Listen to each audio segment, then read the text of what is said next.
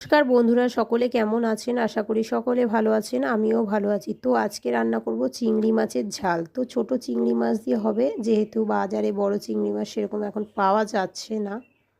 তো তার জন্য চিংড়ি মাছগুলো আমি কড়াইতে দিয়ে দিয়েছি, দেখতেই পাচ্ছেন। তো চিংড়ি মাছ কিন্তু ছোট বাচ্চা বড় সকলেই পছন্দ করে। ছোট হোক চিংড়ি মাছ বা বড় হোক সেটা কোনো ব্যাপার নয়, চিংড়ি মাছ হচ্ছে সকলেই কিন্তু পছন্দ করে। তো আমার চিংড়ি মাছ ভাজা কমপ্লিট হয়ে গেছে। এখানে পেঁয়াজ দিয়ে দিলাম কড়াইয়ের মধ্যে। তো আদা রসুন দেবো না, পেঁয়াজ আর টমেটো কাঁচা লঙ্কা দিয়েই আজকে বানাবো। চলো দেখতে থাকো। তো তোমরাও কি এরকমভাবে বানাও নাকি অবশ্যই কিন্তু একটু কমেন্টে জানিও বন্ধুরা। তো পেঁয়াজ ভাজা কমপ্লিট হয়ে গেলে কিন্তু দিয়ে দিলাম এখানে টমেটোগুলো কুচি করে রাখা। তো মশলা আমার ভালো করে কষানো হয়ে গেছে, দেখতেই পাচ্ছেন তেল ছাড়ে দিয়েছে একদম। তারপরে দিয়ে দিলাম কিছু পোস্ত বাটা। তো পোস্ত দিলে চিংড়ি মাছটা অসাধারণ খেতে লাগে, টেস্টি। পোস্ত যে কোনো খাবারে কিন্তু অনেক সুন্দর হয়।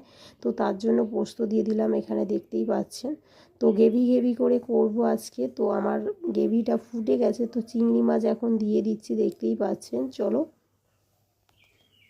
আমার কিন্তু প্রায় চিংড়ি মাছের ঝাল কমপ্লিট হয়ে গেছে, দেখতেই পাচ্ছেন। তো কেমন লাগছে অবশ্যই কিন্তু কমেন্টে জানিও। তো তোমরাও এরকমভাবে করো নাকি একটু জানিও বন্ধুরা। চলো টাটা, আবার দেখা হচ্ছে নেক্সট।